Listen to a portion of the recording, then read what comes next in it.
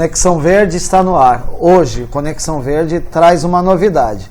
Como vocês sabem, Conexão Verde vem falando de ciência, educação, meio ambiente, mas principalmente o que acontece hoje aqui na nossa cidade, em Cubatão, voltada para as questões ambientais. Hoje eu trago um grande especialista, um grande amigo, Luciano Borracha, biólogo, melipocultor, né? Então, para quem não sabe o que é melipocultura, o Luciano vai explicar. E nós vamos falar um pouco das abelhas.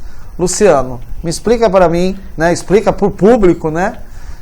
O que é melipocultura e, bom, abelha é vida? Abelha é vida. Tudo bem? Obrigado pelo convite, meu querido. É um prazer estar aqui.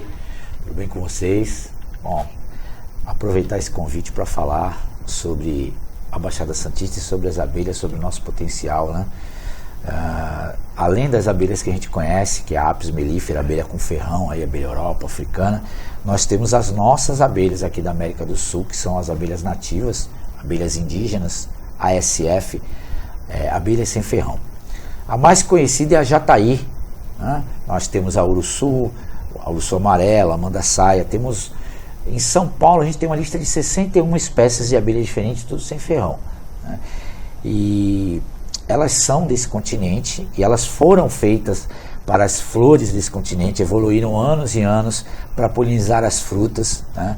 Como cambuci, cambucá, várias frutas daqui, frutas que a Apis não poliniza. A Apis é a com ferrão. A abelha com ferrão, Apis mellifera. Então você vê como é importante a nossa abelha nativa até para uma gama de frutas que estão desaparecendo, né? Porque não tem o agente polinizador dela. Tá, e daí? Mas elas fazem mel? Fazem mel. Fazem méis, plural de méis, de mel é méis, fazem méis que em algumas análises batem mais que o dobro de flavonoides, fenóides, substâncias boas, do que o mel da Apis normal. Que é justamente para evitar os radicais livres, pra essa questão da saúde humana. Como é um produto bem melhor. A gente tem a questão do romantismo, né, de romantizar a meliponicultura. Abelha com ferrão é Apis. Então Apis, apicultor, apiário, apicultura. As abelhas sem ferrão, as meliponas, os meliponídeos, meliponicultor, meliponário e meliponicultura, a cultura de se criar meliponas, né?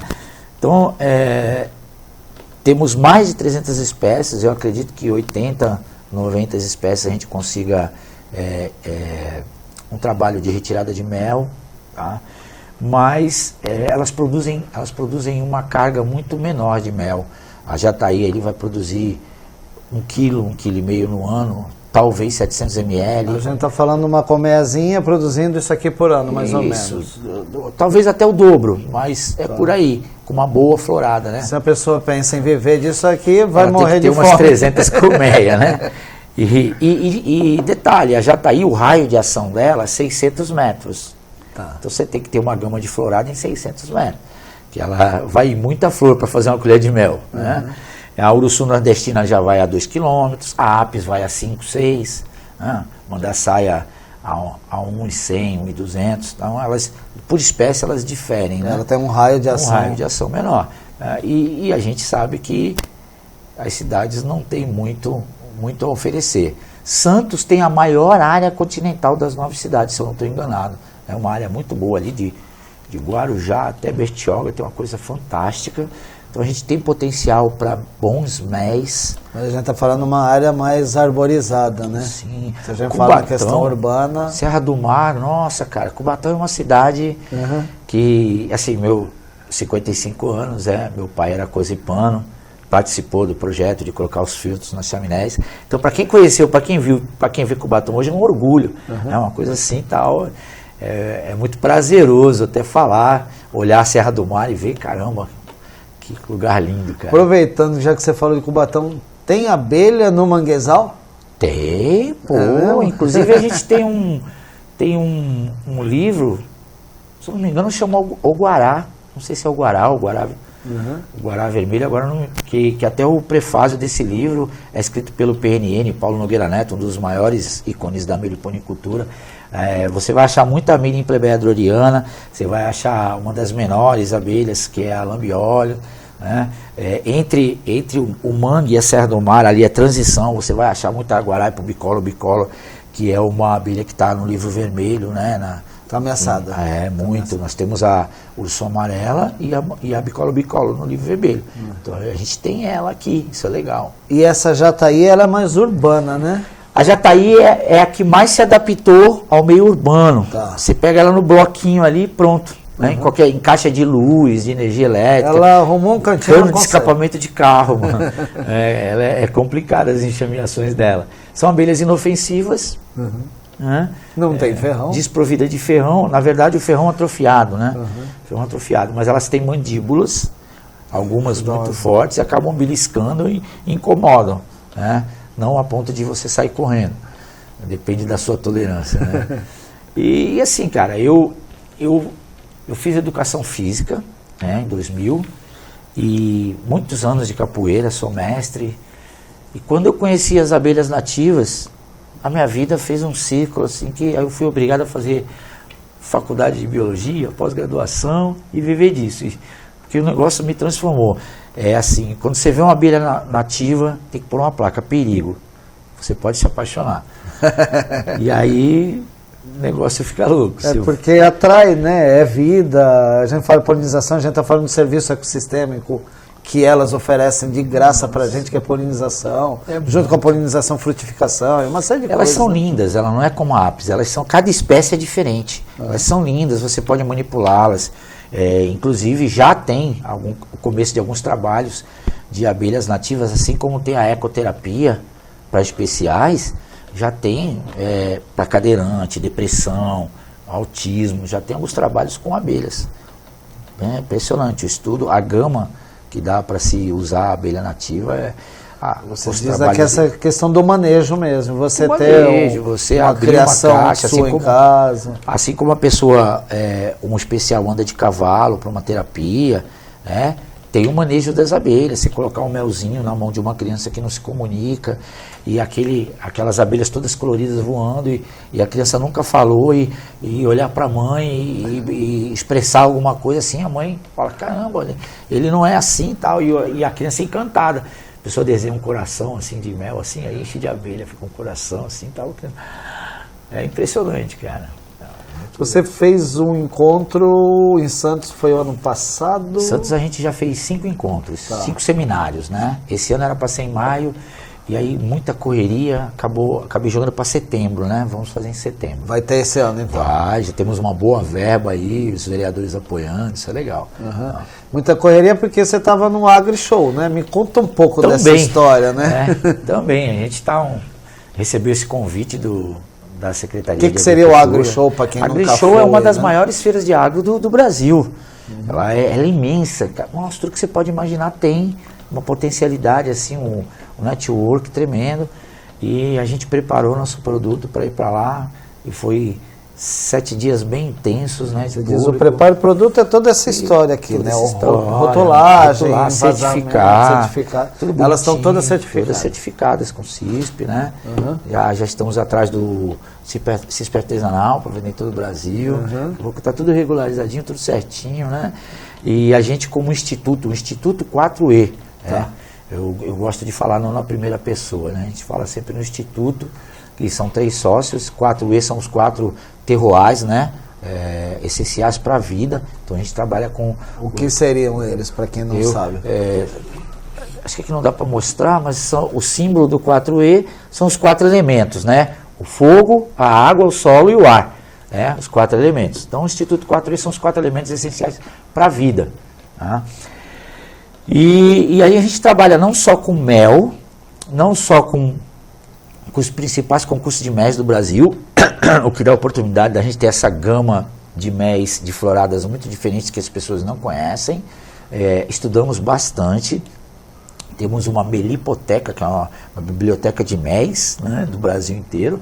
E a gente trabalha com muitos projetos de reflorestamento, de introdução de abelhas em alguns locais, né, abelhas endêmicas no caso. E a gente não para por aí. O leque é grande, até em pesquisas. A gente trouxe aí o primeiro curso de sommelier para o Brasil, esse ano vai ser a 3ª edição. E a gente está formando pessoas muito capacitadas que até vão dar uma folga para a gente, que a gente pode parar de trabalhar um pouco em alguns âmbitos, porque esse pessoal que está se formando começa a fazer pesquisas, publicar artigos que vão ser bom para nós mesmos. Fala, ó, dá uma segurada no freio, porque o pessoal que a gente formou já está trabalhando para a gente, tá legal. E o intuito é esse, né? Deixa o pessoal brilhar. Eu vi nesse encontro que teve em Santos, né, uma das grandes importâncias foi um teste num artigo científico que o pesquisador fez, eu não lembro o nome dele, mas você deve saber quem fez isso, que ele colocava as caixas de abelhas na próxima produção agrícola e fazia os testes de questão de produção, quanto que aumentava sem abelha, com abelha e também diferenciando por espécie, né? Nós temos 2 grandes pesquisadores no Brasil, o Jerônimos Vilas Boas, que é uma pessoa fantástica, né? Sou fãzaço desse cara. O cara, ele tem esse trabalho com o urso amarelo e outras espécies. Já tem alguns livros publicados, né? E o doutor Cristiano Menezes, que é chefe de pesquisa da Embrapa, né? Eles estiveram nesses seminários. A gente traz pessoas bem inteiradas no assunto, né? A gente não traz engodos, só traz pessoas ali certificadas. E esses 2, realmente, eles fizeram palestras e ficaram na história. Então, a gente tem que entender, e quem não conhece tem que entender que sem abelha não teria vida no planeta, não teria alimento, entre outras coisas, né? A gente tem uma porcentagem muito grande de polinização pelas abelhas. Coisa de 75%, 85% são as abelhas. Aí nós temos ali o vento, mariposa, beija-flor, borboleta, morcego, uma série de outros insetos que também polinizam. O milho, a gente sabe que o vento poliniza, a soja, mas a gente tem que entender que se houver assim, um extermínio total da parte dos insetos abelhas, a gente vai ter um déficit muito grande de polinização, de alimento, e com certeza as guerras não vão ser por petróleo. Aí vem, vamos invadir aquele país porque tem terra para se plantar, e vamos plantar uma cultura que não dependa de abelha, dependa do vento, milho, soja, né? O déficit vai ser grande, então eu acredito que haverá fome. E aí se atribui essa frase a Einstein, se atribui, né? Se acabar as abelhas, o mundo, a população morre e tal, mas assim, não é tão drástico assim, mas é calamitoso, é preocupante. O ser humano vai ter que se desdobrar, em vez de ficar gastando dinheiro para tentar ir a Marte, né? Gastam-se milhões para ir a Marte e outros planetas. Gasta milhões para resolver os problemas aqui de praga, para não se usar um agrotóxico que mata o agente polinizador, né? E várias outras formas. Eu acho que o dinheiro que é gasto para chegar a Marte pode ser usado para que a Terra não entre em colapso. A gente tem que começar a pensar dessa forma.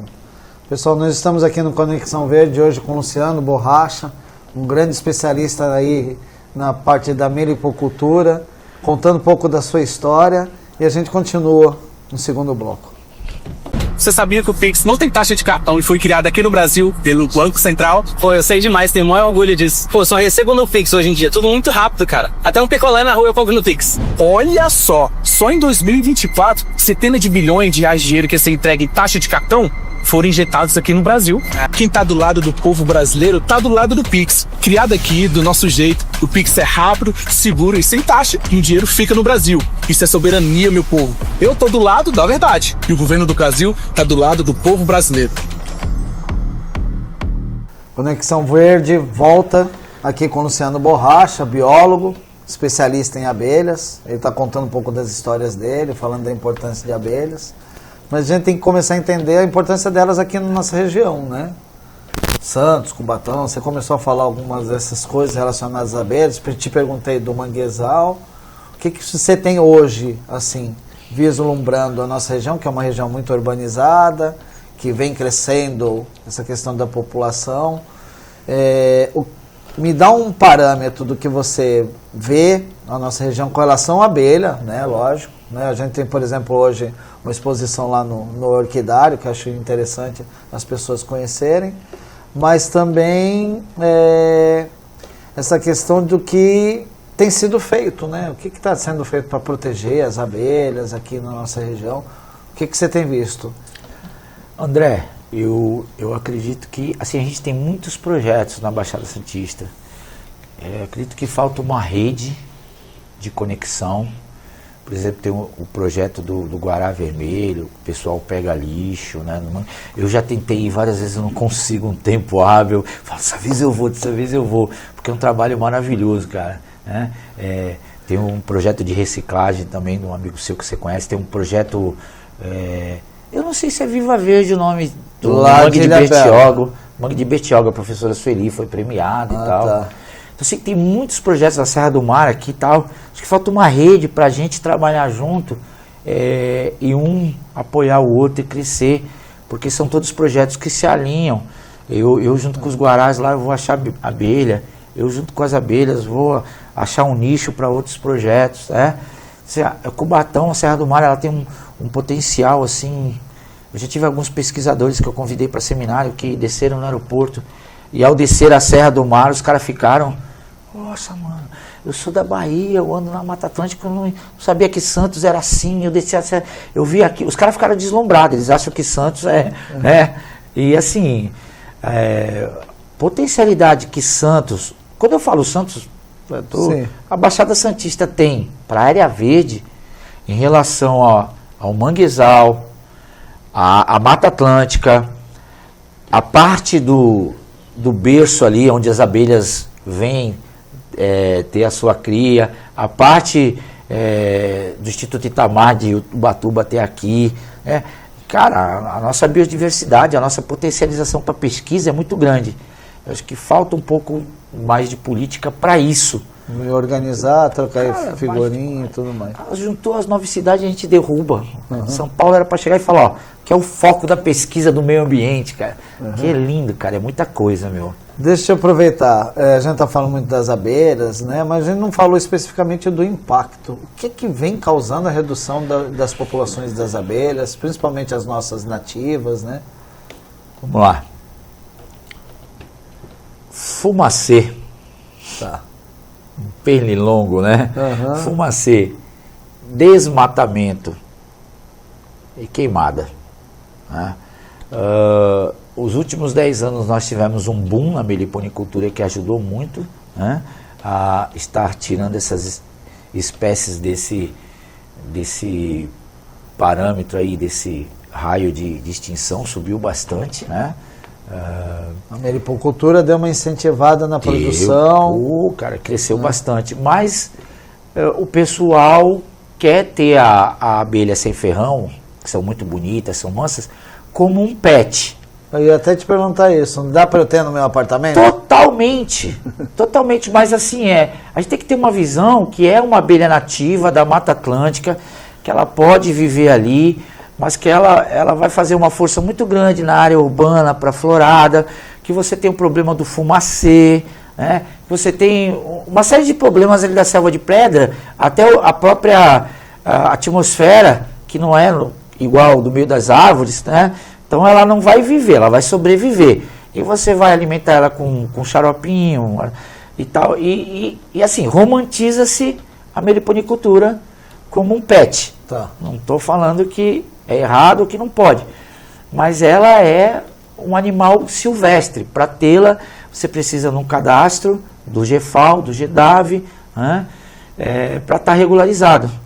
Inclusive, a minha pós fala muito sobre isso, sobre animais silvestres, animais exóticos, né, manejo, conservação. E então, as abelhinhas entram nesse patamar, né?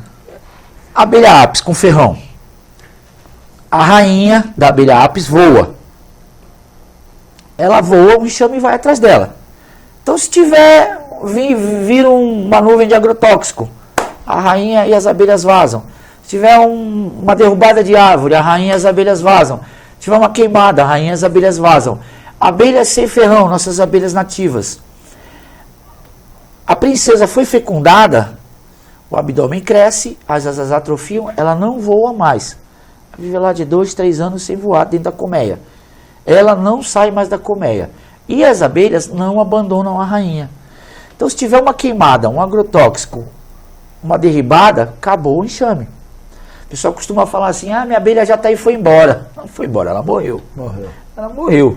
A rainha, elas não abandonam a rainha, ou elas morreram em campo por causa de agrotóxico nas flores, ou teve o fumacê, ou a rainha morreu, não houve uma troca de rainha.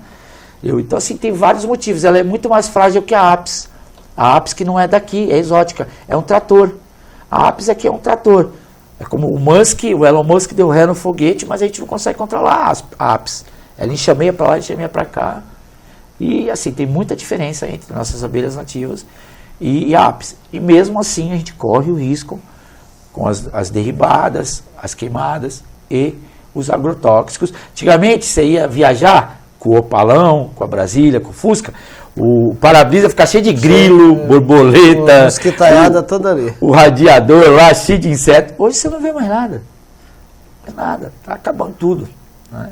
É muito complicado. Reduz um dos maiores grupos de seres, né, que são os insetos. E a culpa é do ser humano. Né? Por mais que o mundo esteja desequilibrado, a culpa é do ser humano. A gente fala em Aedes aegypti. O mosquito não é daqui, esse mosquito. Ele é do Egito. Né? Tanto ele como o da chikungunya lá, são os dois, mas um é tigre, muda um pouco. O Aedes e o Culex, né? Ele não é daqui.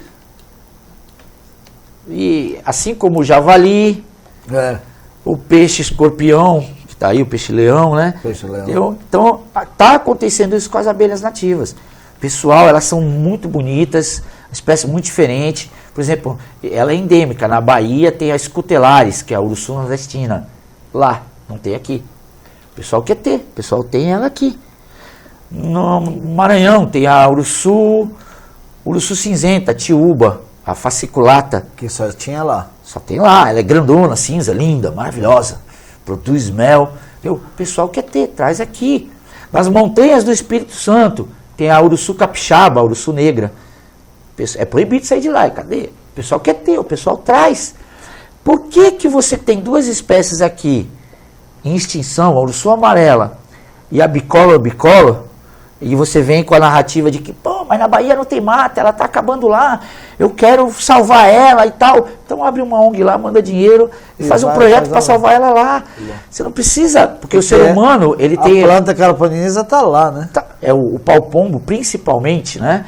Na Caatinga da Bahia. Lençóis ali, Chapada Diamantina, tem uma abelhinha chamada mandacaia. Aqui a gente tem a mandaçaia, ela é a mandacaia Smith. Ela é de lá, altitude, calor, árido, né? Tem aqui, os caras trazem para cá. E aí eles conseguem justificar, que o ser humano ele vai justificar o que ele quer sempre.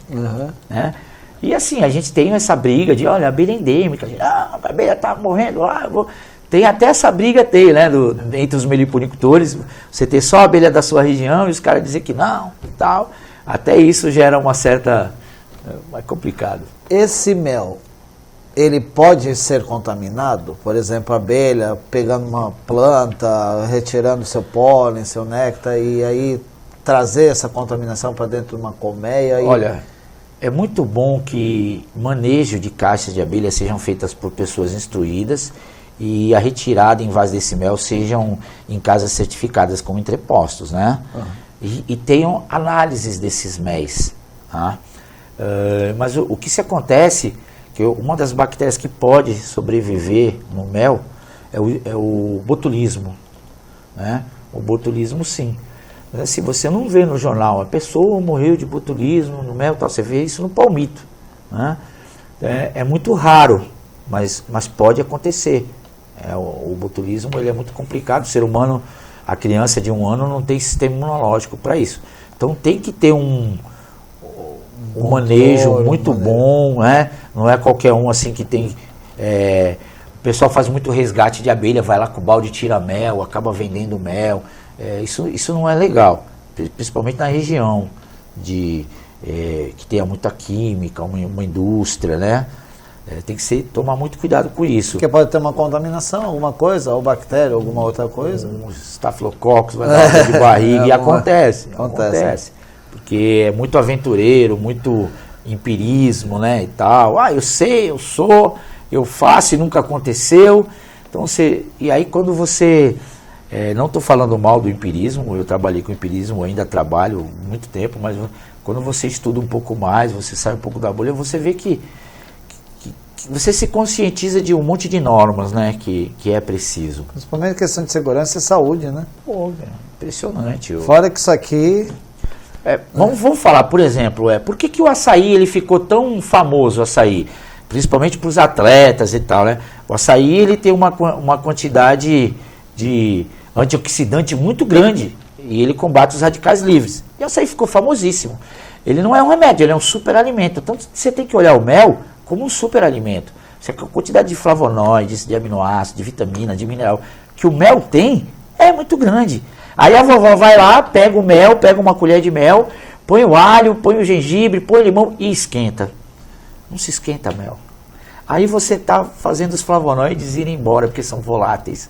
Mel não se esquenta. Você põe ali 30 graus para dar uma descristalizada nele, mas cada vez que você descristaliza, você tá... É como uma limonada de 2 dias na geladeira, as vitaminas vão embora. Então assim, mel ele é um super alimento para ser consumido todo dia.